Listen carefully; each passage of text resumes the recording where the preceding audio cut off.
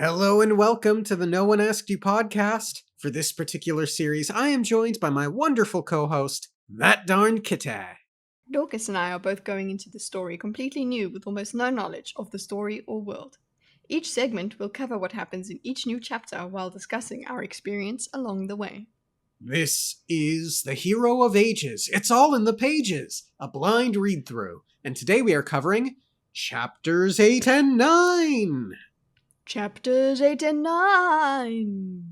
Yes. So 8 was recommended as a blind, and 9 is short. Therefore, 2 blinds. Yep. Again! Quick thing to cover before we get into it. It occurred to me it couldn't have been Kelsier's bones that Tensoon got. One, because I don't think Tensoon ever had access to Kelsier's bones. Obviously, we found out shortly after that it was just his raw talent that allowed him to look so good. Yeah. But we don't know if Orasur went back to the homeland in between Kelsier dying and him going to work for Vin, because Kelsier transferred the contract to Vin, so he probably didn't. Yeah, and we still have not found out how Orasur was disposed of. Yeah. And then I also wanted to say that I was reflecting on Zane's willpower this week. Mm-hmm. He had the metal spike, which indicates the likelihood that he was given his Mistborn powers, right? Mm-hmm. Yeah. We've also learned recently that if that's the case, that spike was Atium, because it's Atium that gives Mistborn powers, I think, yeah? Mm-hmm. Yeah, we're under that assumption. Yeah, so what happened to the body? Because I don't think anyone in Vin's crew found it, or else they would have said, hey, we've got this giant amount of Atium right here, right now. Our problems are solved. Ooh. So I'm wondering what's going on there. Well, that would be a plot hole, wouldn't it? Possibly. I mean, unless Marsh collected the body in secret. I mean, it does seem irresponsible of Vin to just have let that body lie there. Now, she didn't know about the spike, so that's all well and good, but still, I feel like she could have said to a guard, hey, go collect that for me, or something. Yeah, it's something that hasn't been dealt with. So, yeah. Like, he showed that to us for a reason. Exactly. And, well, it's funny you say that now, because I was about to segue back to the Zane's willpower of it. I think the reason he showed us the spike is because it connects to Ruin. Is it fair to say that the voice that he was hearing was Ruin's? Yes, that was God, that he was thinking about. And remember, we were like, why does this God want Vin? Well, look, we were like, oh, okay, the good whispers want Vin alive, but why would this voice always be telling him to kill everything except Vin? It's very Ruin. So as soon as you said Zane's willpower, I was like, oh, I put it together. You're right. It's clear. Yeah. He had some sort of access to Zane because of the spark, maybe? That's where I'm leaning, particularly insofar as we know that the Inquisitors seem entirely under Ruin's control. So either it is an immense testament to Zane's willpower that he could reject Ruin, or Ruin did not have complete control over the Inquisitors before being released. But then we've got Marsh's whole, he fought Sazed before Ruin was released. So it's a little up in the air, leaning toward Zane's willpower was immense. Or maybe it's just that Zane only had one spike, and maybe it's like all of the spikes together make it that much harder to reject Ruin. Well, just remember with the Inquisitors, if Ruin was in control of the Inquisitors, the Lord Ruler would not be. Or would not. Because Yeah. the Lord Ruler knows that Ruin must not be released. Okay? The Lord Right. Ruler So why knows would that. he have entrusted Yes. the Why three on earth would he? Yeah. have made them? Yeah, exactly. So maybe, but there is this idea that the Inquisitors eventually, like, we got a sense that they really enjoy blood and gore and all of that. Maybe initially I thought it was just a certain kind of Inquisitor that we Marsh observed, but it seems like that's part of being an Inquisitor, is enjoying horrible things. Yeah. Because didn't we have, I don't know if we had a POV of an Inquisitor or we just had him saying how he loved what he was doing or something like that. Yeah, that car POV, yes. I think it was. Yeah.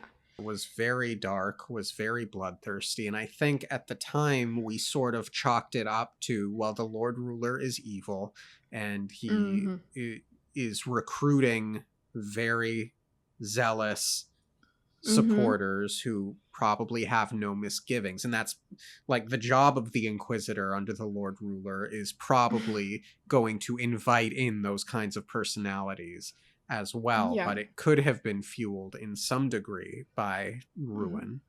But it stands to reason as well that as the Well of Ascension fills up or whatever, Ruin has more of a touch on reality.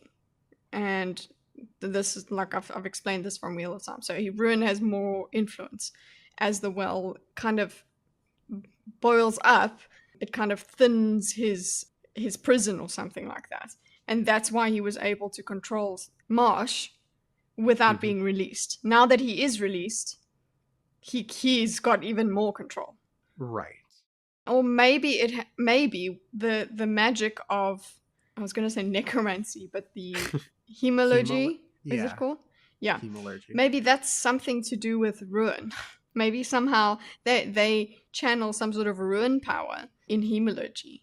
And that actually makes it even worse. I don't know. I hope these questions will be answered. Me too.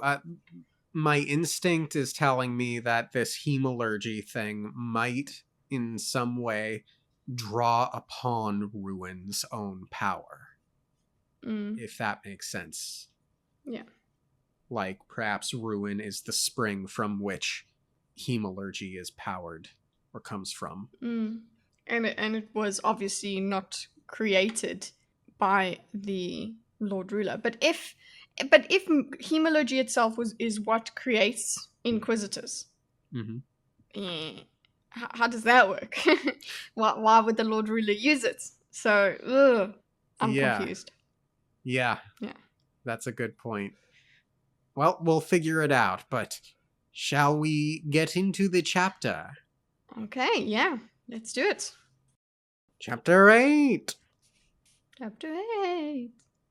It is too easy for people to characterize Ruin as simply a force of destruction. Think rather of Ruin as intelligent decay. That's an interesting word thing there. Intelligent decay. That's an interesting word. No, but it's a good combo. Intelligent decay. Interesting. We've got, intelligent design is the thing of God. Intelligent decay that's really good. Yeah. What's the word for the inevitable heat death of the universe? There's a specific word for it. I have to look it up. While you do that, I'm just the first thing that I was thinking is we were kind of characterizing Ruin in our discussion as a force of destruction. Entropy. Well, not really. We didn't. Entropy. Sorry, continue. Okay. Yeah, that works. Yeah, look, not simply chaos. So carry on reading. Okay, opening the book again.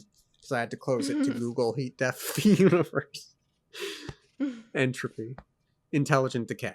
Not merely chaos, but a force that sought in a rational and dangerous way to break everything down to its most basic forms. Hmm. Ruin could plan and carefully plot, knowing if he built one thing up, he could use it to knock down two others. The nature of the world is such that when we create something, we often destroy something else in the process. Well, this plays right into the hero of ages will save the world, but he will also destroy it. Mm-hmm. Yeah. Yin and yang, Mm-hmm. There change. is, yeah, there's only exchange of energy, Hmm. transfer of energy, not destruction of it. I think to Navani and Dalinar's conversation about female arts create and male destruction. Mm-hmm. Ruin's a boy. Ruin's a boy. So it would seem. But yeah. So one of the things they're talking about building something up to knock it down, because I'm like, oh really? He's this force of destruction, but he's creating quite a lot with the Inquisitors. You know, with the hemology and all of that. Yes, he's destroying a lot of lives and things, but it's building that up quite a lot. And then it got to this. Well, yeah, it builds things one thing up to knock down others. It's like, I don't know, man. It's just, what's the point then? Okay, break everything down to its basic forms, and then are you happy? Like, do you have joy? Well, I look, don't you know. have That's to. just me. It's the creation process. So look, you build the Legos, and then you tear And then them you, apart, and then you build again. yeah. I suppose you keep doing that. You build to destroy. Yeah, Yeah, I it's think he would fun. do that. He would continue. Yeah, he would continue building up and destroying and building up and destroying. And you see the kind of nature of this with when we have a POV of the Inquisitor of Marsh, where it's just like, oh, it's beautiful. The ash is beautiful, and everything. It's like, okay, so yeah, if your worldview is destruction is beauty and joy, Hmm. that's what you're gonna do. You're gonna pursue it. Yeah. Gross, Ruin. We don't like you. And again, you and I think, presume that there's also going to be a preservation beast, not just a ruin Mm. beast. So Yeah, it's sort of an in tandem thing. yeah. On the first day out of Veditan, Vin and Elend murdered 100 of the townsfolk, or at least that was how Vin felt. Jeez. Sheesh. Jeez, what the hell I was like, happened? you'll be like, whoa, okay, you just. But that's how she felt. Okay, yeah, okay, because what in, they died in the battle. I hope that's what that was. That's a real no. It is. It's because it's how she feels. She's going to explain it, but it's really funny, especially with a blind. Okay. What a great start to a blind. They murdered 100 villages. She sat on a rotting stump at the center of camp, watching the sun approach the distant horizon, knowing what was about to happen. Ash fell silently around her, and the mists appeared. Okay, So, wait, it's going down, wait. yeah? Okay, but no, but you still. She didn't. She didn't explain. I expected an explanation in at least the next few sentences. But it's yeah, okay, it's going down. Something's gonna happen. The mists are gonna appear. People are gonna die. But I suppose this is it because this is the murder because taking them out of the town brings them into the mists. Oh, They die. right, and the mists kill people Yeah, now. yeah. Oh no. Once, not so long ago, the mists had come only at night.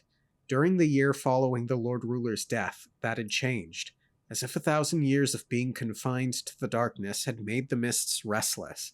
Now they had begun to come during the day. Sometimes they came in great rolling waves, appearing out of nowhere, disappearing as quickly. Most commonly, they appeared in the air like 1,000 phantoms, twisting and growing together, tendrils of mist that sprouted vine-like tentacles creeping across the sky. Each morning they retreated a little later, and each evening they appeared a little earlier. Soon, perhaps before the year ended, they would smother the land permanently, and this presented a problem, for ever since that night when Vin had released the power of the Well of Ascension, the mists killed people throughout the Empire. As I was reading that, and I was reading about the tendrils, I was thinking about the Mind Flayer from Stranger Things. I was thinking about Spren. It's like a huge Spren. But yeah, the Mind Flayer, is Yeah. way more... Just visually. Yes, yeah, visually. Um, Yeah, and it makes me think, okay, yeah, so the Well of Ascension, was there pounding yet at that point when the mists started coming? What was the Lord Ruler doing to keep the mists at bay? you're asking? I mean, Yeah, my theory is we that don't he know. was using atium. Yeah, that is our going theory, I'm sure. Like, I'm just like, yeah, it's just pointing again to why we think that. Mm-hmm. That there was something he was doing, because as soon as the Lord Ruler was removed, mists start coming. Yeah. Like, it's not as if, because I was talking about Ruin having more of access to the world. That also might be because of the Lord Ruler, Mm-hmm. but yeah, that was a separate issue. I think with the Atium, it's a separate issue Gotcha. that the Lord Ruler was dealing with, and why would it happen just as he died? It should be just as soon as the timing of the Well of Ascension filling up happens. And it seems like that took a while. It took like a year after his death. Or it was just happening so slowly that it was unnoticeable. I mean, we do know the Yeah. mists were going around killing people, and Sazed was investigating before Ruin was released. Yeah. And again, the freaking mist creature helping Vin save him. Yeah. Save Elend. Save him by Speaking of attacking which- him. What? Yeah. Save him by putting this metal in him. Elend had had trouble believing Sazed's stories over a year before, when the Terracemen had come to Luthadel with horrific reports of terrified villagers and mists that killed. Vin too had assumed that Sazed was mistaken. A part of her wished she could continue in that delusion as she watched the waiting townspeople, huddled together on the broad open plain, surrounded by soldiers and Kolos. When will you people start learning to trust each other? Vin! Yeah, no, I was supposed to say, like, stupid Vin. Like, honestly. I assumed Sazed was mistaken. Really, Vin? You always assume the worst, and why would you assume that the mistakenness is the worst? No. Mhm. I'd be like, yes. Yeah. To be fair, Uh, Sazed was very non-committal about Yeah. it. He's like, I'm getting these reports. I Yeah, don't Sazed know didn't what wanna to think. believe I it need to. either. Yeah. He But didn't want to. He didn't want to believe it. yeah, but Vin trusts instincts, and she's supposed to trust her friends, and she's very pessimistic, so. Yeah. The deaths began as soon as the mists appeared. Though the mists left most of the people alone, they chose some at random, causing them to begin shaking. These fell to the ground having a seizure while their friends and family watched in shock and horror. So, couple of things. One, I want to know if they warned the village people beforehand. Yeah, you should. Yeah, because this kind of thing could cause a panic if they're not prepared for Mhm. it. Now, granted, telling them might make it more difficult to migrate them to Luthadel, but like, you're in a lose-lose situation here. But I think back to that one Sazed chapter where the crazy guy basically said they were knocking on the door saying everything's fine, and then they left. Well, I guess maybe it was just people that weren't attacked. But what happens to the bodies? Remember, we were like, no, they were possessed and they were trying to get people to come out. Yeah. But that makes sense that it was people that are like, we're fine. But were they fine? Like, I don't in know. that story, were they? No, I'm saying, were they like, hey, it's fine, come on out, or were they like, hey, it's help me, save me, oh, let me in. Yeah, and I want to know how it distinguishes between people to kill and people not to. Does it not enter? It doesn't enter dwellings, right? So you gotta just have like a moving, just have a tent, okay, a huge tent, and just move it along like the people in the Bible. Just move it whole huge. Every time we move, we set up a tent. And that works. Or everybody has a person. Everybody has a personal tent. That's essentially just a piece of cloth, and they sit down and they're like, I mean, It's not a 1-to-1 comparison, but I thought of mm-hmm, that scene from Pirates of the Caribbean where I think it was Jack and Orlando Bloom are walking on the sea floor with the upside mm-hmm, down rowboat. mm-hmm. Something like that. Yeah. So no, but it's the kind of like bring you a little. But no, what I thought when you brought up Pirates of the Caribbean was what's it, Jack Sparrow with his his jar of dirt. Yes. You bring your yeah, you just bring your talisman. Essentially, you're like, I've got some dirt with me. Look, if we can just build a house big enough to encompass the entire continent, the mist won't go inside. Exactly, just a whole greenhouse. Yeah. Or they build an RV for moving around. Okay, guys, we've really played this joke. I thank you for your Yeah. patience.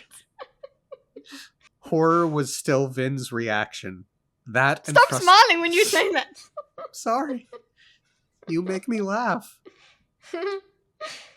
Horror was still Vin's reaction. That and frustration.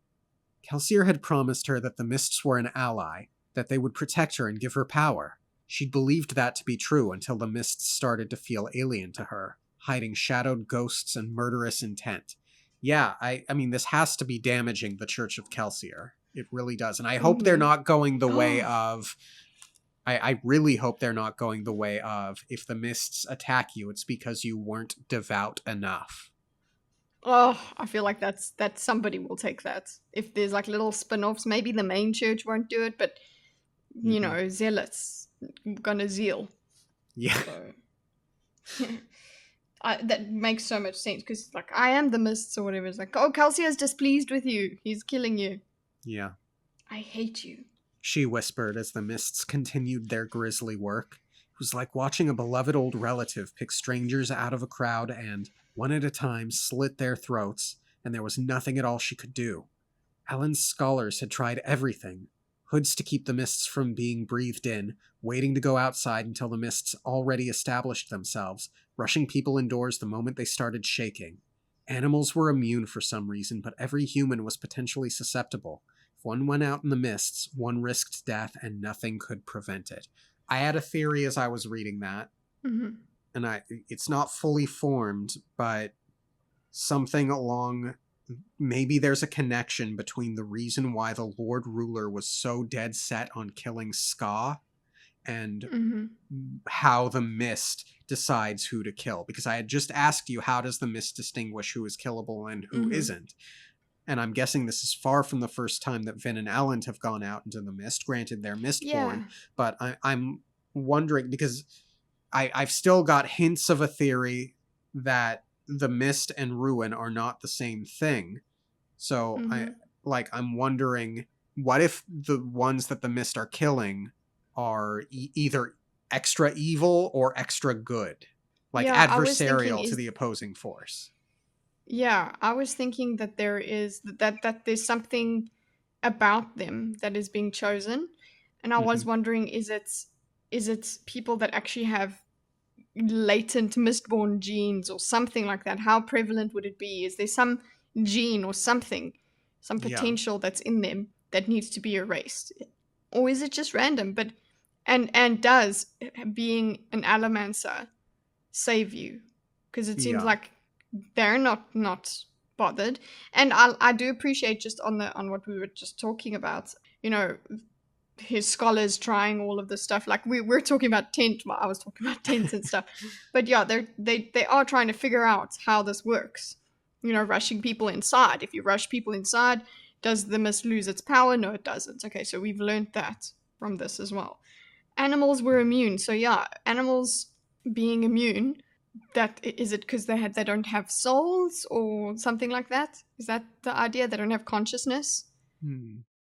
Yeah, we need to figure out, if we figure out who's chosen, is there any connection between who is dead, who dies, then we can figure out how to stop it.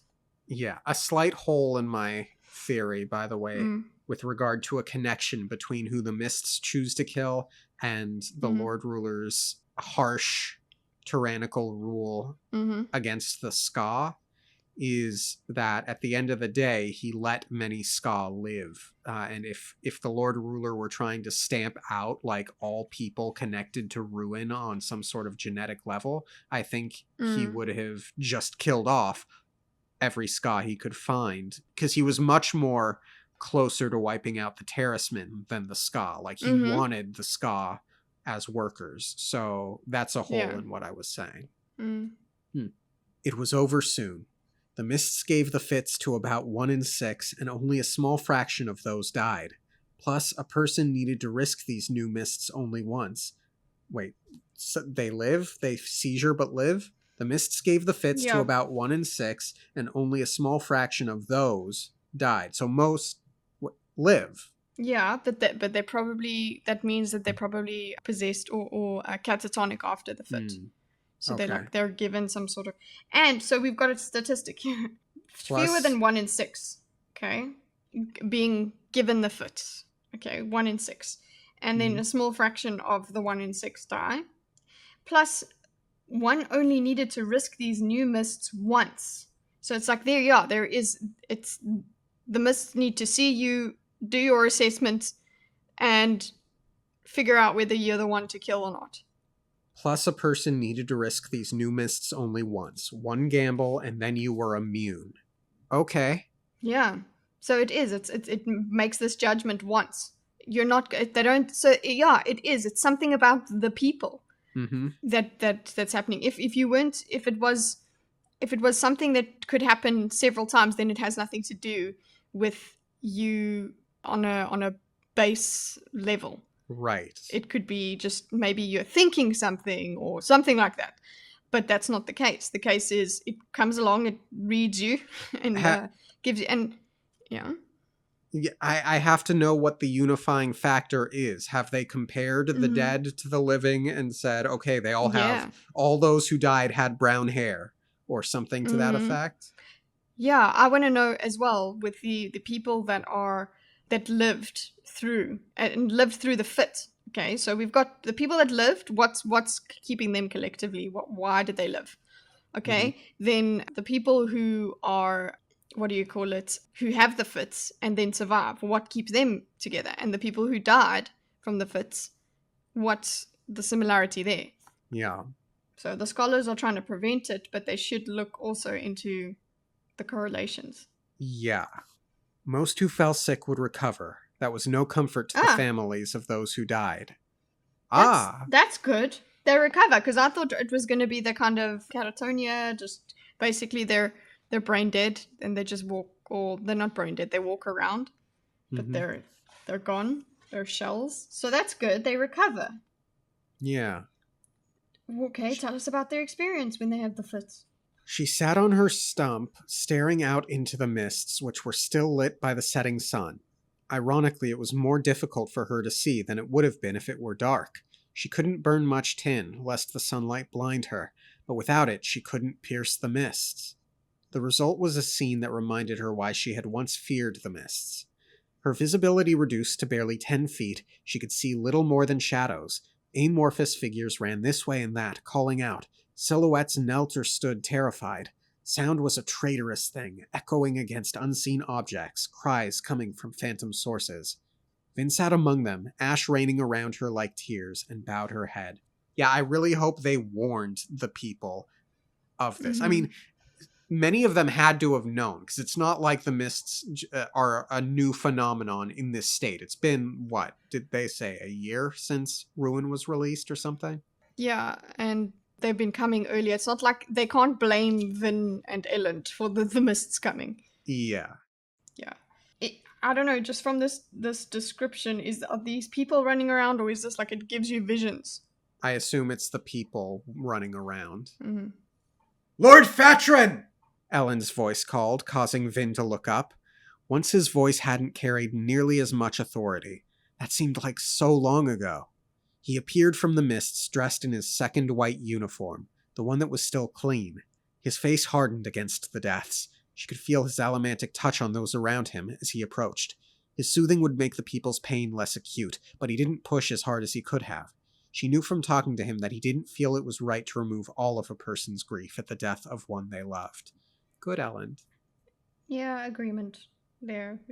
It's just gonna come back anyway. So, yeah. Yeah. There's a time and a place for it. Mm-hmm. My lord!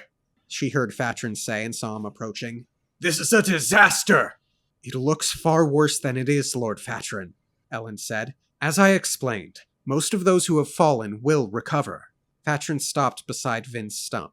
Then he turned and stared into the mists, listening to the weeping and the pain of his people.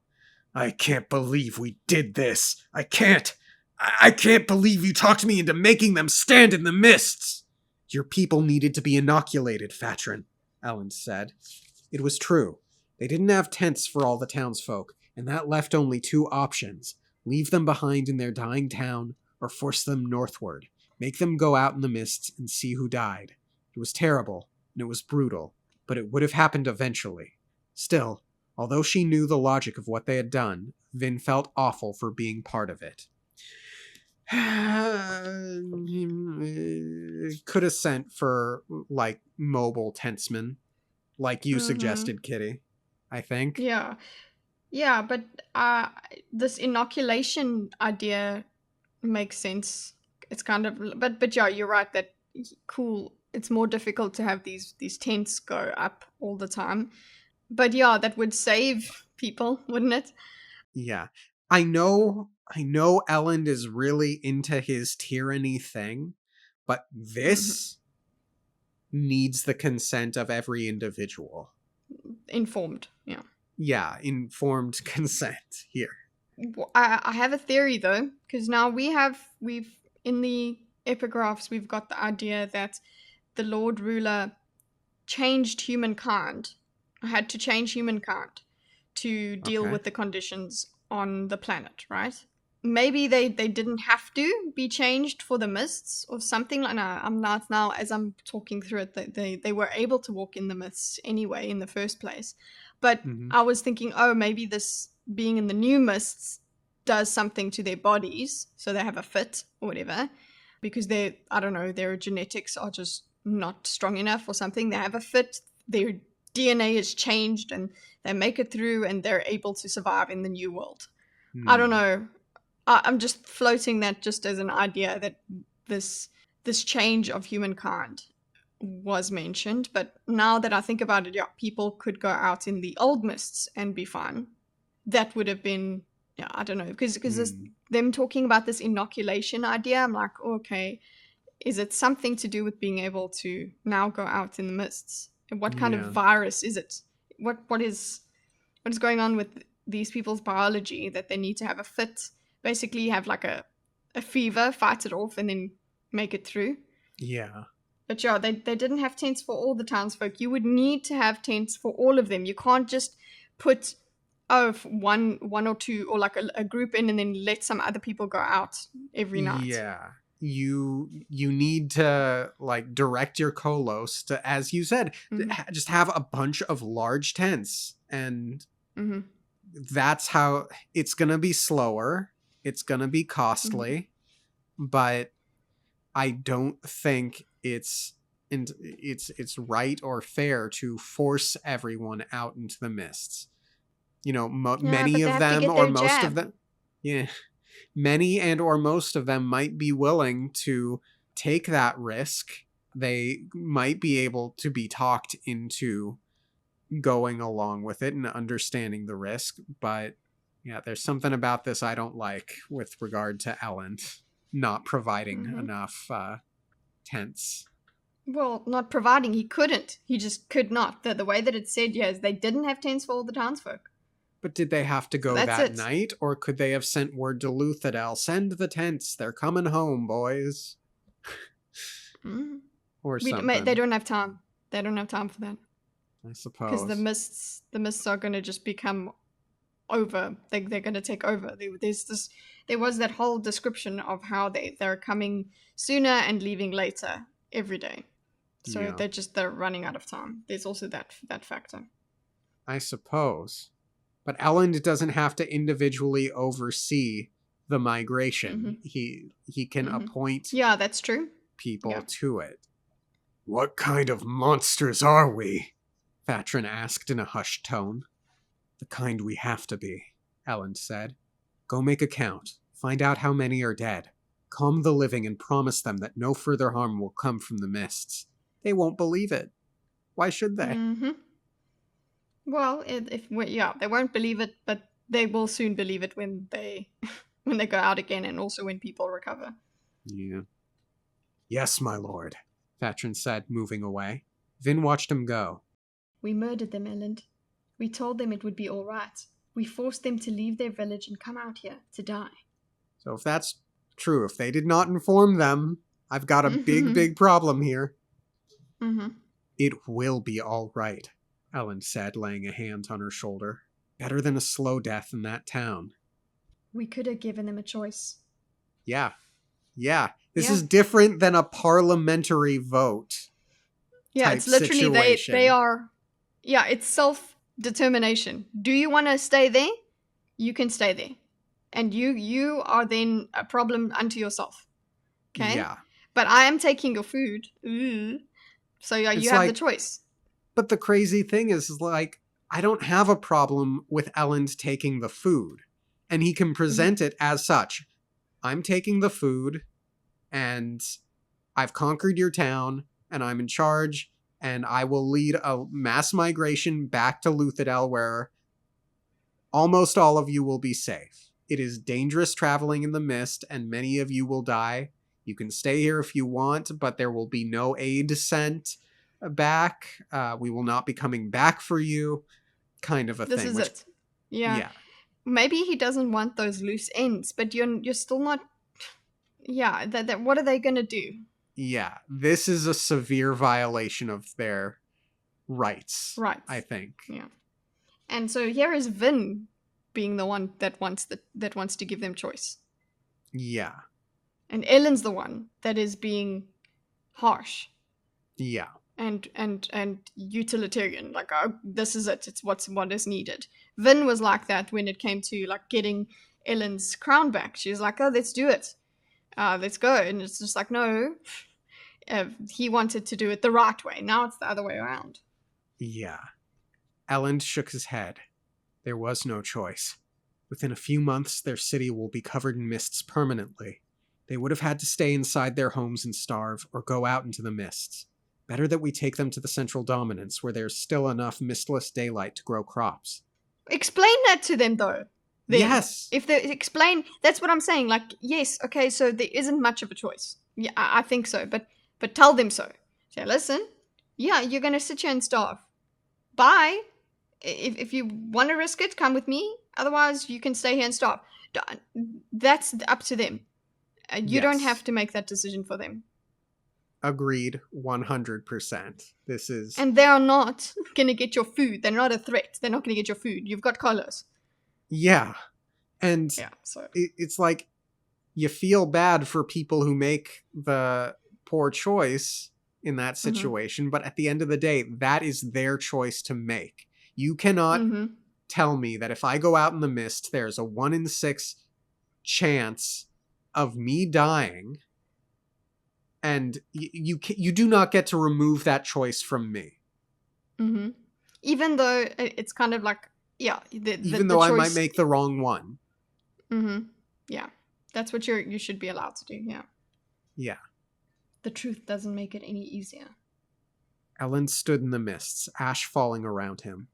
No, he said, it doesn't. I'll go gather the Kolos so they can bury the dead. And the wounded? Is that all you have? Yeah. Mine says, and the wounded and ill? No, mine just says, and the wounded. I think and the wounded is just fine. Those the mists attacked but didn't kill would be sick and cramped for several days, perhaps longer. If the usual percentages held, then nearly 1,000 of the townsfolk would fall into that category. Damn. That's still a lot. That's still quite an affliction. And that we're talking about speed. How do we move those guys? Do they just get carried by Kolos? Fun. Yeah. When we leave tomorrow... Oh, there you go. When we leave tomorrow, we'll have the Kolos carry them. If we can get to the canal, then we can probably fit most of them on the barges. Is this culling? Is Elend like, you know what? It's okay if some people die because we're not going to be able to feed them anyway. Are the mists just culling? I think the mists are culling, but I don't think Elend is thinking about like Culling. long-term less mouths to feed yet. Mm-hmm. It sounds like they're actually Yet. quite good on food for a long time. Mm-hmm. Vin didn't like feeling exposed. She'd spent her childhood hiding in corners, her adolescence playing the silent nighttime assassin, so it was incredibly difficult not to feel exposed while traveling with 5,000 tired townsfolk along one of the Southern Dominance's most obvious routes. She walked a short distance away from the townspeople. She never rode, and tried to find something to distract herself from thinking about the deaths the evening before. Unfortunately, Elend was riding with Fatrin and the other town leaders, busy trying to smooth relations. That left her by herself, except for her single Kolos. Are we going to get more information about what it's like to control a Kolos? Interesting. I really hope so. she, talks to him. Can we have a Kolos Mhm. character, please? It's good that Let's Elend call him is... Shen. Let's call him Shen. Or Cole. Yes, Cole Cole the the Kolos. Or Carlos. Carlos the Kolos.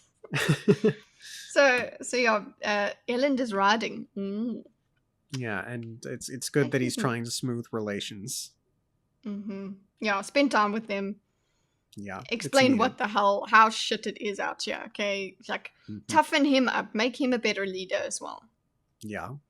The massive beast lumbered beside her. She kept it close, partially out of convenience. She knew it would make the townsfolk keep their distance from her. As willing as she was to be distracted, she didn't want to deal with those betrayed, frightened eyes. Not right now.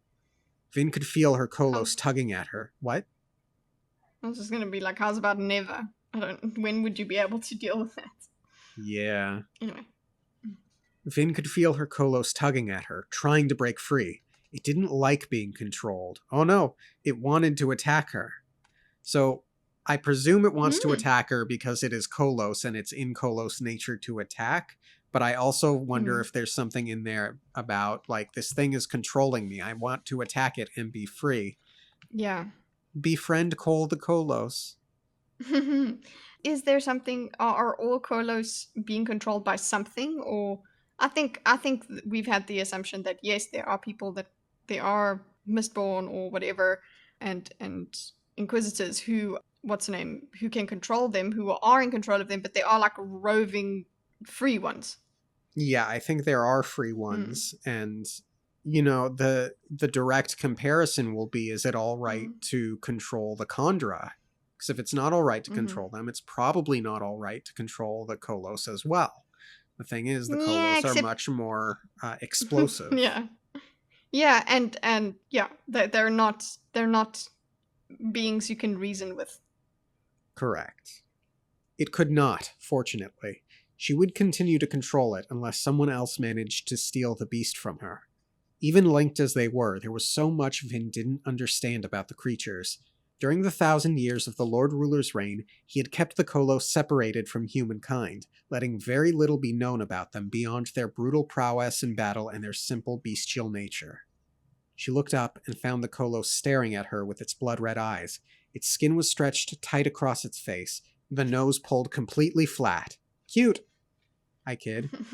The skin was torn near the right eye and a jagged rip ran down to the corner of its mouth, letting a flap of blue skin hang free, exposing the red muscles and bloodied teeth below. Ooh, it speaks!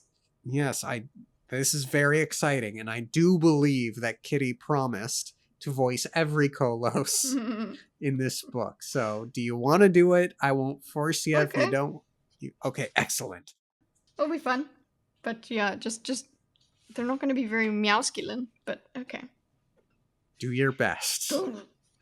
Don't look at me, the creature said, speaking in a sluggish voice. Its words were slurred, partially from the way its lips were pulled. What? Vin asked.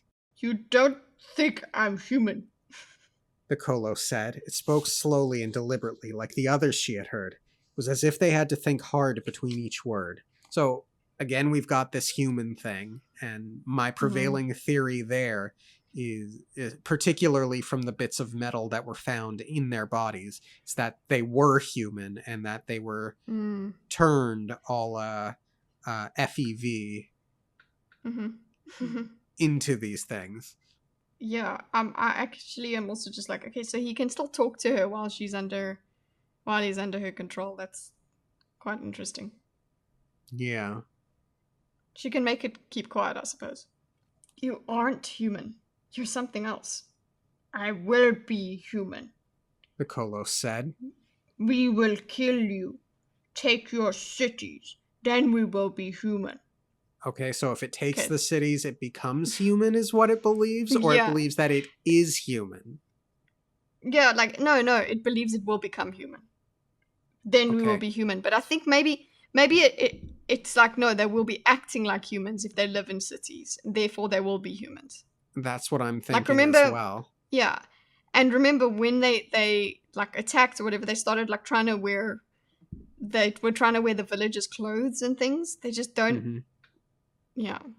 I really, like, if you could condense all of what happened with Dagasaur and Vin in the last book into a Vin and Kolos experimentation scene, I'd be so interested if she's like, okay, I'm gonna choose not to control you for a little bit under your promise that you won't attack anyone. You want to be human, I will treat you like a human, but you have to abide by certain human things, and one of that is not attacking people under any circumstance. And then the Kolos would be like, but humans attack each other all the time. What are you talking about?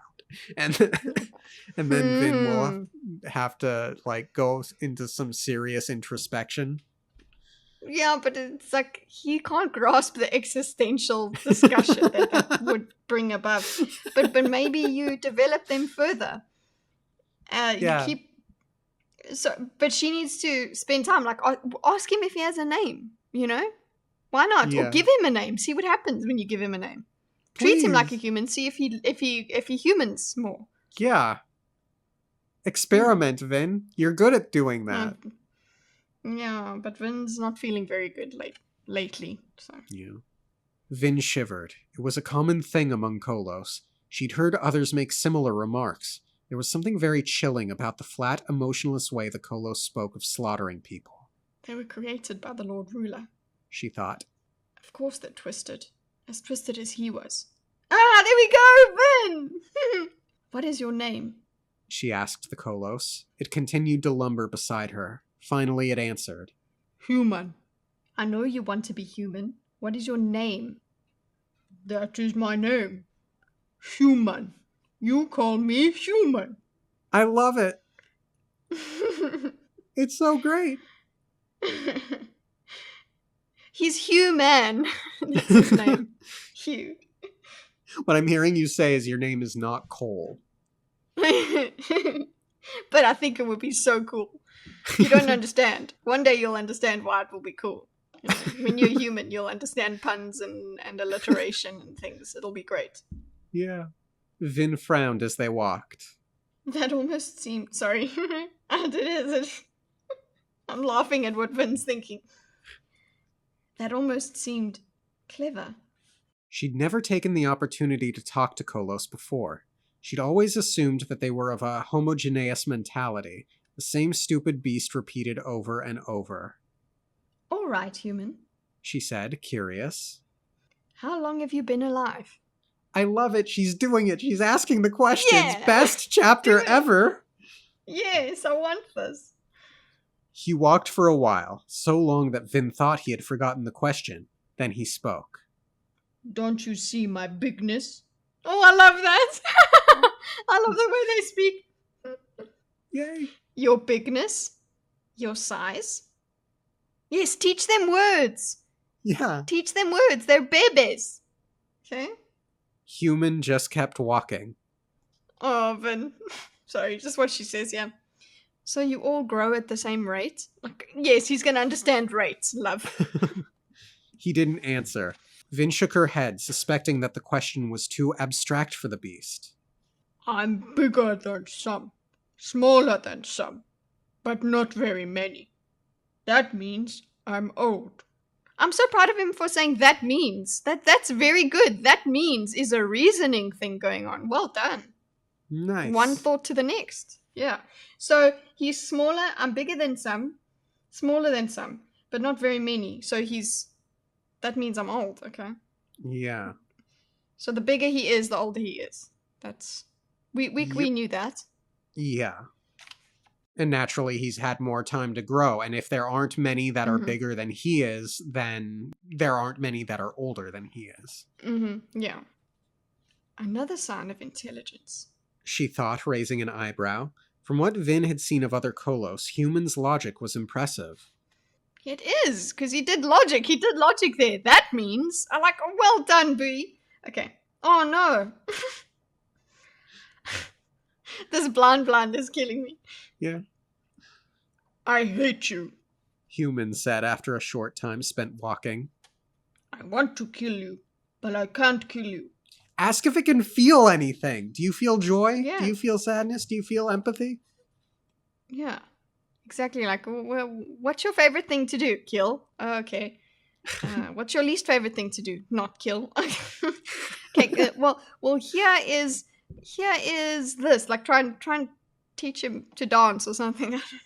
Maybe like teach him construction. He seems like a guy that would enjoy construction. Mm-hmm. Yeah, he's been off ruin for too long. Yeah. No, I won't let you. You're big inside. Very big. Okay, that's interesting. Very big inside, so she's got strength. Yes. Sorry. It would be funny if she started mocking him. Yeah. Yes. Human. Where are the girl Kolos? Interesting. Mine says, human, where are the Kolos women? Mm. The creature walked several moments. Girl? Like me. We're not like you. We're big on outside only. So he's not understanding this concept. Like girl means small. Yeah, exactly. They aren't born. They were created. So yeah, this is a good question. Why not ask the freaking actual monster where it comes from? What do you remember of existence? We're the baby Kolos. No, not my size, How did one describe gender? Short of stripping, she couldn't think of any methods, so she decided to try a different tactic. Ah, here we go! Yay! Are there baby Kolos? Baby? Small ones. The Kolos pointed toward the marching Kolos army. Small ones. He said, referring to some of the 5-foot-tall Kolos. Smaller. None smaller. Yeah. So then ask where the babies came from. Where the 5-foot-tall ones came from. Yeah, where are more Kolos? Where did you come from? Yeah. What do you remember of being 5 foot? Like, what? Yeah, he doesn't even know what reproduction is. He just is, but yeah, he can give us more information though. So Vin, I hope you continue with this idea. Yeah. Kolos reproduction was a mystery that, to her knowledge, nobody had ever cracked. After a year spent fighting with the beasts, she'd never found out where new ones came from. Whenever Elend's Kolos armies grew too small, she and he stole new ones from the Inquisitors. Yet it was ridiculous to assume that the Kolos didn't reproduce. She'd seen Kolos camps that weren't controlled by an Allomancer, and the creatures killed each other with fearful regularity. At that rate, they would have killed themselves off after a few years, yet they had lasted for 10 centuries. That implied a rapid rise from child to adult, or so Sazed and Elend thought. They hadn't been able to confirm their theories, and she knew their ignorance frustrated Elend greatly, especially since his duties as Emperor left little time for the studies he'd once enjoyed so much. Yeah, Elend would have the questions we have about the Kolos if he had time. Yeah. If there are none smaller, then where do new Kolos come from? Please understand new. Please understand new. How do you... New Kolos come from us. Human finally said. From you? Vin asked, frowning as she walked. That doesn't tell me much. Human didn't say anything further. His talkative mood had apparently passed. Oh, Huh? come on. You didn't ask him a good enough question. You just from you, question mark. No, you got to say, how from you? You know, add in another word. Words are very important. Yeah. But clearly it's a secret, I guess, that perhaps they don't want Yeah. to share with the world. Yeah, and why must he tell her? He hates her and wants to kill her. Yeah. Now, Vin, be polite and thank him for the conversation and show him what it means to Yes. be human. Yes. Do that. Do a mini simple kind of thing that you did with Tensoon. Yeah.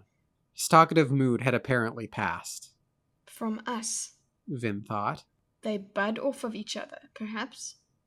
She'd heard of some creatures that, if you cut them the right way, each half would grow into a new animal, but that couldn't be the case with Kolos. She had seen battlefields filled with their dead, and no pieces rose to form new Kolos, but she'd also never seen a female Kolos. Though most of the beasts wore crude loincloths, they were, as far as she knew, all male. Okay, so they got some parts that show that they're male. Okay. They're not smooth. Okay.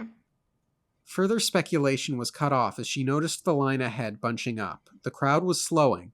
Curious, she dropped a coin and left Human behind, shooting herself over the people. The mists had retreated hours ago, and though night was once more approaching, for the moment it was both light and mistless. Therefore, He's gonna as she take that coin, by the way. Ooh. Sorry.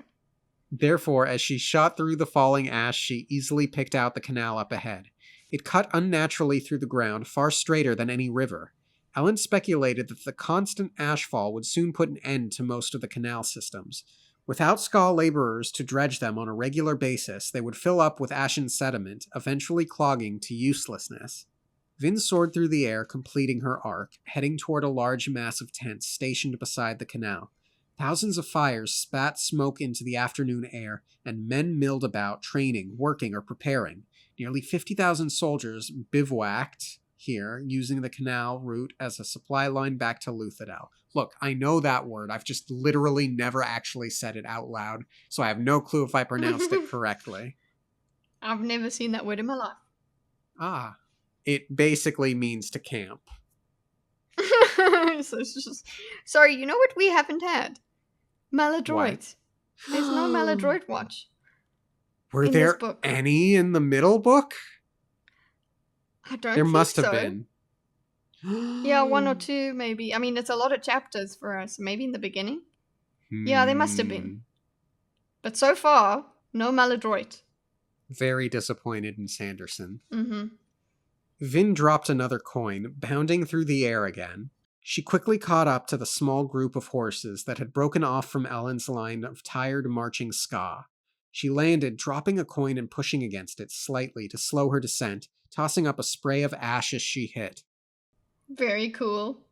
Yes, Sorry. very cool. Very cool superhero landing. Yup. Elend reined in his horse, smiling as he surveyed the camp. The expression was rare enough on his lips these days that Vin found herself smiling as well. Ahead, a group of men waited for them. Their scouts would have long since noticed the townspeople approaching. Okay, yay. I think. Yay, why is he smiling? Maybe things have gone well, we're back home, or just, you look cool, so I'm smiling too. I mean, I would have smiled. I had to look a little bit ahead to see who was speaking. Oh, And, okay. so I have to get the voice right. I knew it would have been him. Sorry. Yeah, for what it's worth, I was about to say, I bet it's Spook, and then it wasn't. No, I thought it would be Demir. Lord Elend, said a man sitting at the head of the army contingent. You're ahead of schedule. I assume you're ready anyway, General, Elend said, dismounting. Well, you know me, Demio said, smiling as he approached. The general wore well-used armor of leather and steel, his face bearing a scar on one cheek, the left side of his scalp missing. Ooh! A large patch of hair. Okay, that's different than I initially... The left side of his scalp missing a large patch of hair where a Kolos blade had nearly taken his head. Ever formal, the weathered soldier bowed to Elend, who slapped him on the shoulder affectionately. So, wow, weathered, also general. Rip clubs. Vin's smile lingered. I remember when that man was little more than a fresh recruit standing frightened in a tunnel. Demure wasn't that much older than she was, although his tanned face and calloused hands gave that impression. We've held position, my lord, Demure said as Fatrin and his brother dismounted and joined the group. Not that there was much to hold it against. Still, it was good for my men to practice fortifying a camp. Indeed, the army's camp beside the canal was surrounded by heaped earth and spikes. Quite the feat considering the army's size. You did well, Demure, Ellen said, turning back to look over the townspeople. Our mission was a success.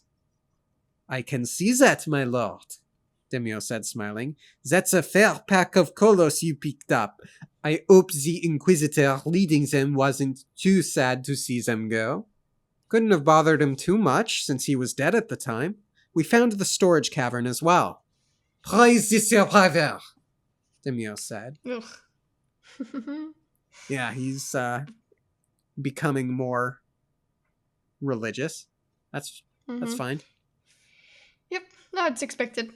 Yeah, he's always been there. It's fine. Mm. Praise the survivor, Demure said. Vin frowned. Hanging outside his clothing, Demure wore a necklace that bore a small silver spear, the increasingly popular symbol of the Church of the Survivor. It seemed odd to her that the weapon that had killed Kelsier would become the symbol of his followers. Ah, very beautiful. That's exactly what the crucifix is. Yeah, we walk around with a cross on it. It's like, yeah, but that's how he died. Yeah. Of course, she didn't like to think about the other possibility, that the spear might not represent the one that had killed Kelsier. It might very well represent the one that she had used to kill the Lord Ruler. She'd never asked Demure which it was. I want to know which it is. That's a really interesting distinction. Well, despite 2.5 years of growing church power, Vin had never become comfortable with her own part in its doctrine. Mine says despite 3 years, again with the difference. 6 months difference. Good to know. Praise the survivor indeed, Ellen said, looking over the army's supply barges. How did your project go? Dredging the southern bend? Demure asked. It went well. There was blessed little else to do while we waited. You should be able to get barges through there now. Good, Ellen said. Form 2 task forces of 500 men. Send one with barges back to Vedatan for the supplies we had to leave down in that cavern. They will transfer the supplies to the barges and send them up to Luthadel. And you couldn't do that to transfer folks so they don't have to go out in the mist and risk 1 in 6 chance of death? I do not like this Russian roulette, Ellen. Yes, my lord, Demure said. Send the second group of soldiers north to Luthadel with these refugees, Ellen said, nodding toward Fatrin. This is Lord Fatrin. He's in command of the townspeople. Have your men respect his wishes as long as they are reasonable and introduce him to Lord Penrod. Okay, so cool. So he is more or less still in charge of his people. So that's good. Yeah. The morale is quite high. Yeah. From Demure's, I suppose. Yes.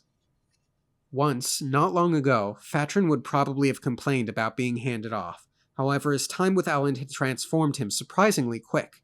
The dirty leader nodded gratefully at the escort. You aren't coming with us then, my lord?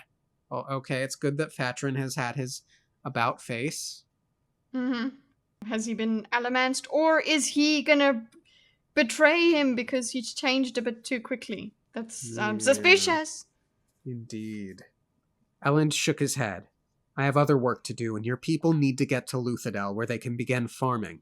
Though if any of your men wish to join my army, they are welcome. I'm always in need of good troops, and against the odds, you succeeded in training a useful force. Compliment. Good. Yeah, good compliment. Good, Elend. My lord, why not just compel them? Pardon me, but that's what you've done so far. I compelled your people to safety, Fatrin, Elend said. Sometimes a drowning man will fight the one who tries to save him and must be compelled. My army is a different matter. Men who don't want to fight are men you can't depend on in battle, and I won't have any of those in my army. You need to go to Luthadel. Your people need you, but please let your soldiers know that I will gladly accept any of them into our ranks. I think he could have argued that better. I mean, he got The drowning man will... Mm-hmm. I think the drowning man metaphor was strong, but in terms of why not compel them now, he could have been with the whole, well, I promised you freedom, more or less. I Mm-hmm. promised that you could remain in control of your people, that you can continue to lead them. So this is it. This is that moment. Yeah, but present my army is a different matter. Rather present that later, next, as the second part. The first part should be, I'm not going to compel people into danger. That should be the first kind of message you want to give. Not, oh, well, they won't be really good fighters, if they don't want to fight. It's like, okay, that's a secondary consideration. Like you could say, besides, to be like a bit, I suppose, a bit tough and say, yeah, well, it's not good for the army anyway. But the first thing you should try to soften is that compulsion and say, look, it's about safety. Yeah, and it's not... I wouldn't lean on I can't depend on them in battle, and I would have just gone into... Because that almost risks being taken the wrong way and as an insult. I would have just said, I won't take anyone that doesn't want to fight. Yeah. I think that's a much better you could way. even... Yeah, and you could even spin it as, I don't want, people who want to fight are, you could spend some time on the people who want to fight are, they're willing to, make a difference in the world, or something like that. I don't know. Something maybe the truth very is, Lord subtle. Fatrin, that what we are fighting for is worth fighting for, but I will not compel you to do that. Yes, that's much better. Yeah, that's it. It's worth fighting for. So yes, it's worth fighting, but I'm not going to compel you to do it. So yeah, I think that should earn him some points with, and just the I compelled your people to safety is his main argument. So yeah. All right, Fatrin said, and thank you, my lord. You're welcome. Now, General Demio, have Sazed and Breeze returned yet? They should arrive sometime this evening, my lord, Demio said. One of our men rode ahead to let us know. Good. I assume my tent is ready. Yes, my lord, Demio said. Elend nodded, suddenly looking very tired. My lord, Demio asked eagerly, did you find the other item? The location of the final cache? Yes, it's in Fadrix. Set city? Demio asked, laughing. Well, he'll be happy to hear that. He's been complaining for a year that we haven't gotten around to conquering it back for him. Ellen smiled wanly. I've been half convinced that if we did, Set would decide that he and his soldiers didn't need us anymore. Well, that's probably not an unreasonable concern. Mm-hmm. Yeah, he's not. He might just take advantage. He will take advantage of any situation. Yeah. Also, this whole conversation, I understand that they're happy, and I think Sanderson's going for a bit of levity here, but are these things you want to be speaking so candidly about? Yeah, like, who else is around here? And yeah. Hey, Ruin's coming to Fadrix too. Yep, they just let Ruin know that. I mean, again, yeah. Il stay, my lord, Demio said, after the scare Lady Vin gave him last year. Demio glanced at Vin, trying to smile, but she saw it in his eyes. Respect, far too much of it. Good line. He didn't joke with her the way he did with Elend. She still couldn't believe that Elend had joined that silly religion of theirs. Elend's intentions had been political. By joining the Ska faith, Elend had forged a link with the common people. Still, the move made her uncomfortable. A year of marriage had taught her, however, that there were some things one simply had to ignore. She could love Elend for his desire to do the right thing, including when she thought he'd done the opposite. Sweet. Yeah. Humorous. Yeah, that makes sense. Mm-hmm. Call a meeting this evening, Demio, Elend said. We have much to discuss, and let me know when Sazed arrives. Shall I inform Lord Ammond and the others of the meeting's agenda, my lord? Elend glanced toward the ashen sky. Conquering the world, Demio. Or at least what's left of it. That is such a Hollywood line. Yeah. I was like, okay, fine. Sit down, okay? Looking up into the sky, okay. Oof. Yeah. It's okay. It doesn't break it, but yeah. I am so glad that this was recommended as a blind for all of that Kolos stuff. It's like the folks that Mm-hmm. recommended it know me and know what I love. Mm-hmm. Yeah, it was great it was great that we got what we wanted as we read along, because we were like, Vin, do this, and Vin did it. It's Yeah. great when that happens. Somehow that is another strength of Sanderson's. It's like he knows, he's precognizant of exactly what we would do or say in many of these situations. Yeah, if we didn't get it, we would be like, okay, now you're just messing with us. Yeah. I mean, it has the effect, I don't think I'm smart, but it has the effect of making me feel like I'm smart, because it's like I'm a step ahead. And I know for a fact he's talked about going for that effect in one of his lectures. Yeah, but it's not the same thing as being predictable. Yes, agreed. It's just, what would you do in this situation? It seems reasonable. Yeah. Okay, shall we do chapter 9 then, which is short? Yeah, let's go into it. I have to say, I wonder if Sanderson made so many short chapters because he wanted a bunch of epigraphs in this book but couldn't figure out how else to get them in, or if because of like the opposite reason, like, or if he just has that much that he needs to tell in such a short period of time. And they're longer so far as well. Yeah. Chapter 9! Chapter 9! Allomancy was indeed born with the mists, or at least Allomancy began at the same time as the mists' first appearances. When Reshek took the power at the Well of Ascension, he became aware of certain things. Some were whispered to him by Ruin, others were granted to him as an instinctive part of the power. One of these was an understanding of the 3 metallic arts. He knew, for instance, that the nuggets of metal in the Chamber of Ascension would make those who ingested them into Mistborn. These were, after all, fractions of the very power in the well.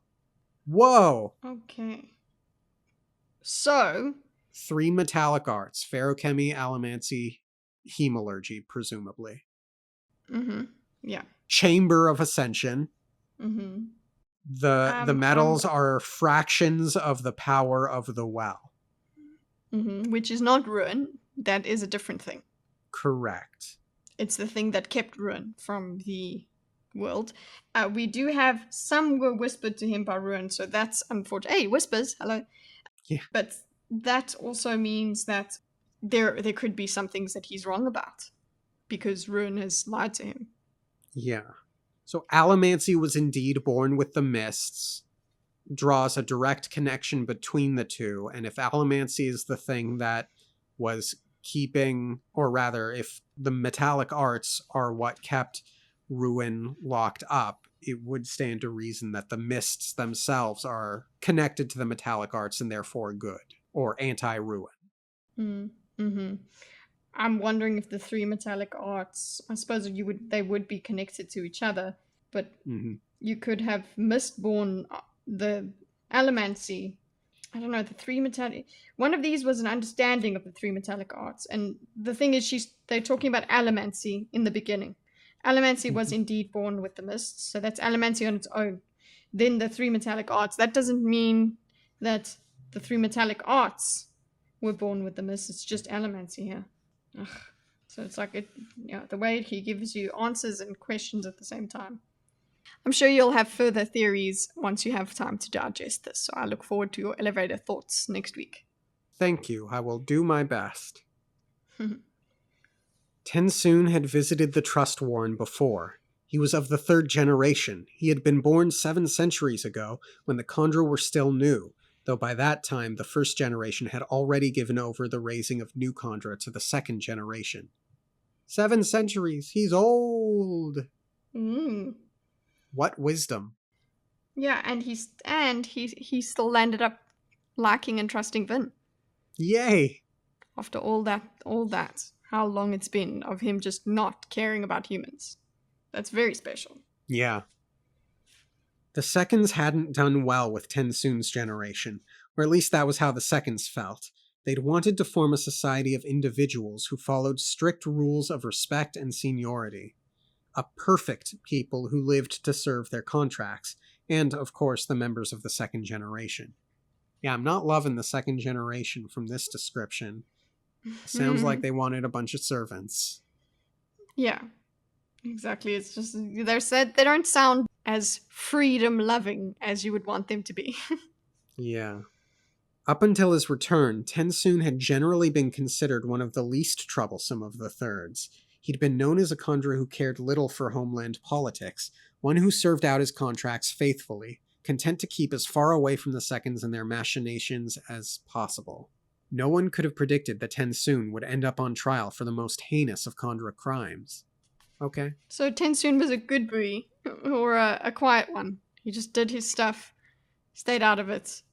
Maybe he was a bit standoffish, and that's the problem, but still, nobody predicted it. They wouldn't think about him being a rebel, essentially. Yeah. His guards marched him into the center of the trust warren, right onto the platform itself. Tensoon wasn't certain whether to be honored or ashamed. Even as a member of the third generation, he hadn't often been allowed so near the trust. The trust? What is the trust? Is it like... I assume it's the trust warren. Yeah, no, but there's the trust warren where the trust is kept. And he's on the platform. Yeah. He's on some platform. It's like, where is this? Is this like where the first contract is stored or something? Interesting. Possibly. The room was large and circular with metal walls. The platform was a massive steel disc set into the rock floor. It wasn't very high, perhaps a foot tall, but it was 10 feet in diameter. Tensoon's feet felt chilly hitting its surface, and he was reminded once more of his nudity. Oh my. They didn't bind his hands. That would have been too much of an insult, even for him. Khandra obeyed the contract. He would not run, and he would not strike down one of his own. He was better than that. Was he, though? Was he? You guys, maybe you need to be struck down. You assholes. Yeah, I hope he really lays into the second generation, because it sounds like he really, really dislikes them. Mm-hmm. And, like, it's still a mystery exactly what it is that Tensoon is going for here. But I'm not expecting him to be all gung-ho about the humans. I know he trusts Vin and he likes Vin. And I know that has caused a bit of a shift in his perception of the humans. He doesn't hate them anymore. But I'm really not expecting him to be, like, abandon the contract and join with the humans type thing. Like, I think there will be some of that, but I don't think it's going to be a super gung-ho thing. No, I think it's more revolutionary, like something about they need to change, and maybe something about the end of the world coming. Yeah. They need to do something about it. They need to stop being complacent. The Lord Ruler's gone, that kind of thing. The thing I was going to talk about in terms of the metal, because I was talking about what the trust is, it makes sense. This room is like filled with metal, so it seems like it would make sense that their contract is in metal as well. The first contract. Unless the first contract is something that isn't even written, it's just like a spell, essentially. Well, if the Lord Ruler made the first contract with the Khandra, of course it's going to be in metal, so it doesn't change. Yeah. The room was lit by lamps rather than glowstone, each lamp enclosed in blue glass. Oil was difficult to get. The second generation, for good reason, didn't want to rely on supplies from the world of men. The people above, including most of the father's servants, didn't know there was a centralized Khandra government.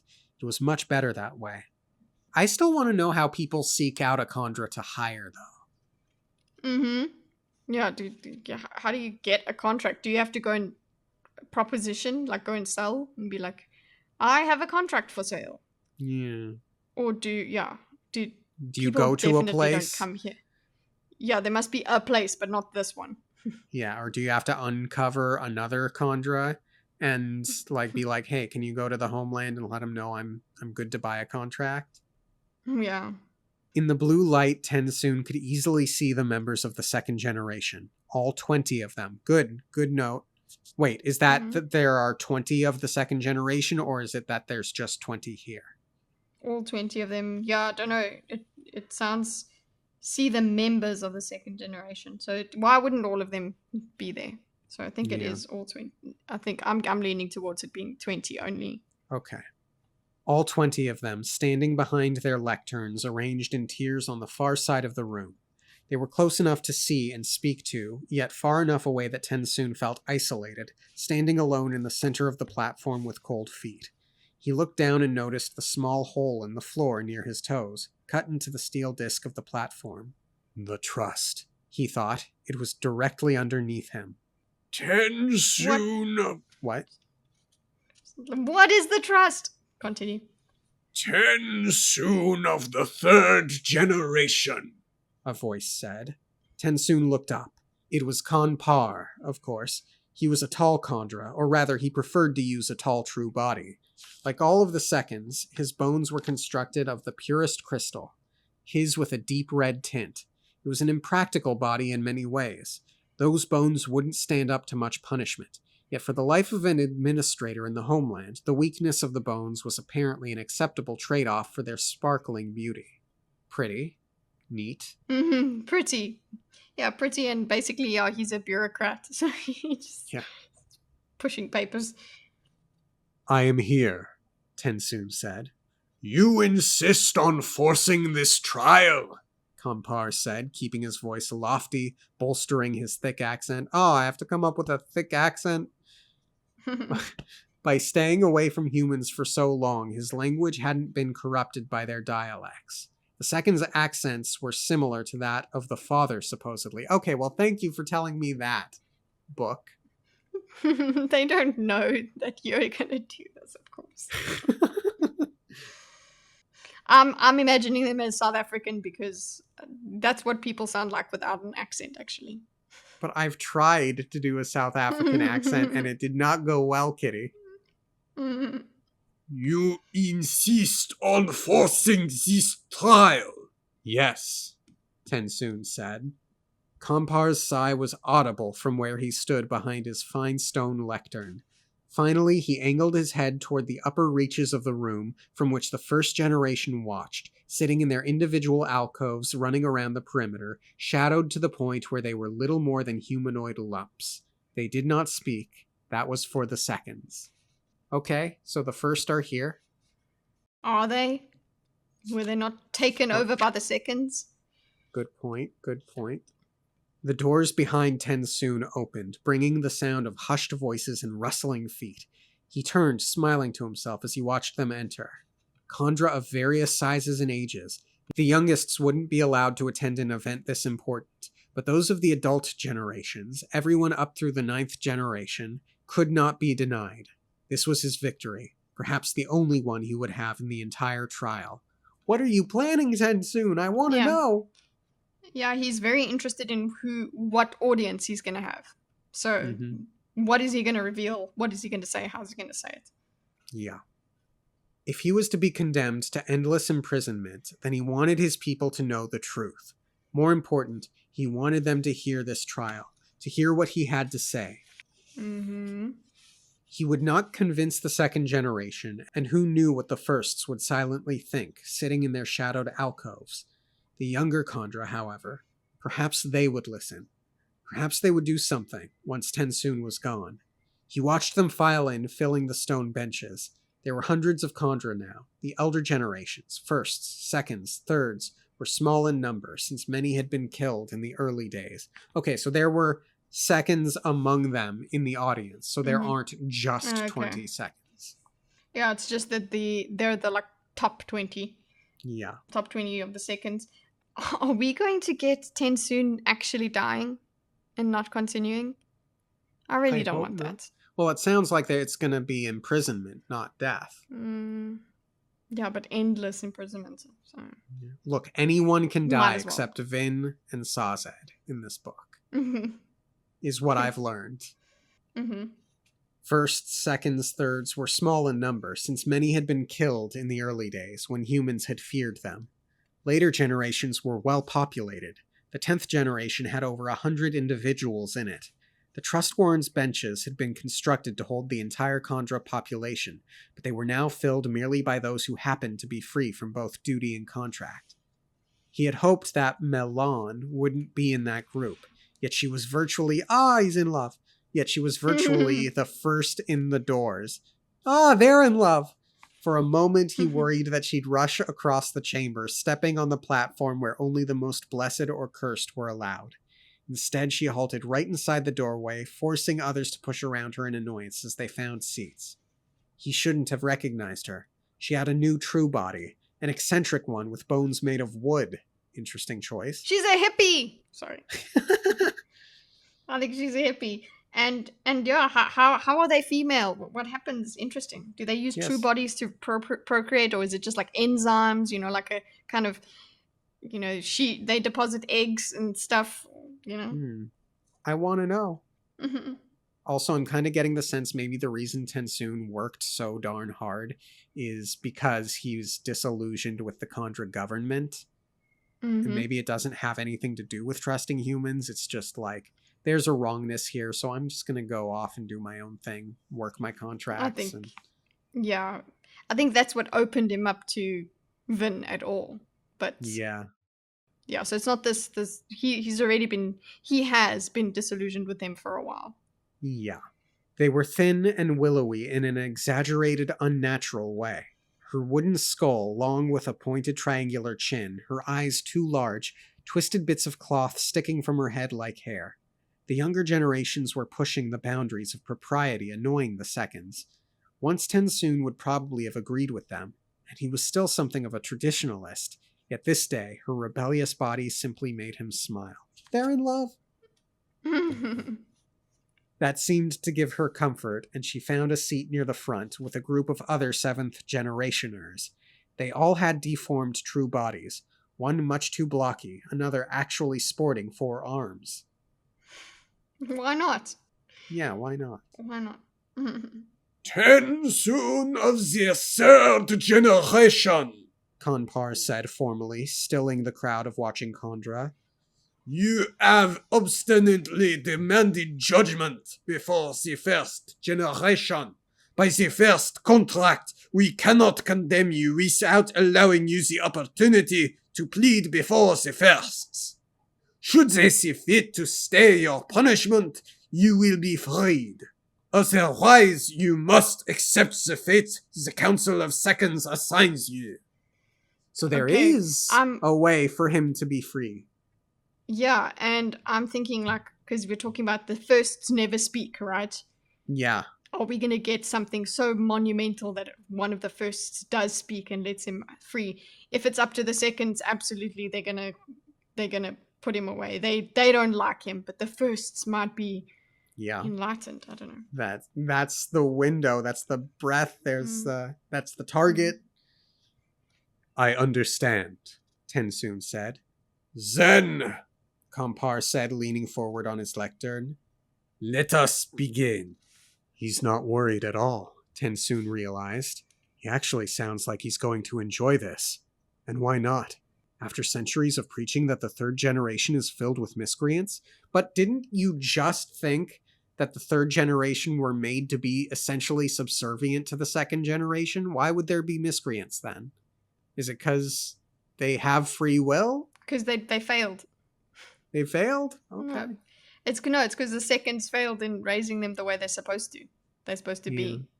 So they landed up being a little bit more rebellious, and it seems like as the generations go on, they become more and more rebellious. They have deformed bodies. They don't act like the older generations. So it seems like the third is like the line where things started going wrong. The seconds got a bit power hungry. The first seemed to have basically just retired into a weird state where they're hardly even conscious, which is what kind of could happen when you're immortal. You can just do that. You don't really notice the passage of time. Right. So. They've tried all this time to overcome their mistakes with us.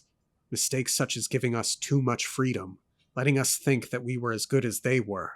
By proving that I, the most temperate of the thirds, am a danger, Kanpar will win a struggle he's been fighting for most of his life. There you go. So they did give them, they had too much free will, like you said. Yeah. Tensoon had always found it strange how threatened the seconds felt by the thirds. It had taken them but a single generation to understand their mistakes.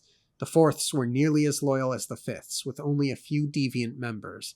And yet, with some of the younger generations, Milan and her friends providing an example, acting as they did, while perhaps the seconds had a right to feel threatened. And 10 soon was to be their sacrifice, their way of restoring order and orthodoxy. They were certainly in for a surprise. And I am too, I want to know. Oh, yeah. But we're not, he's really drip feeding us with that. Yeah. Good chapter. Very exciting. Loving the pacing. Agreed. Even though we, like I've just said, okay, yeah, he's drip feeding us, but I'm loving that. Very tense, you know. And yeah, I'm also, I like the epigraphs. I want them to continue illuminating. We're getting answers to questions we've been asking for a very long time now, and yeah. I'm loving it.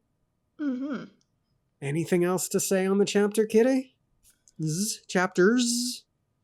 The last thing I'll say on the epigraphs is quite interesting that, yeah, we're getting answers, but then all it's doing is making us wonder what this epigraph it comes from, where it comes from, who it is. So, yeah.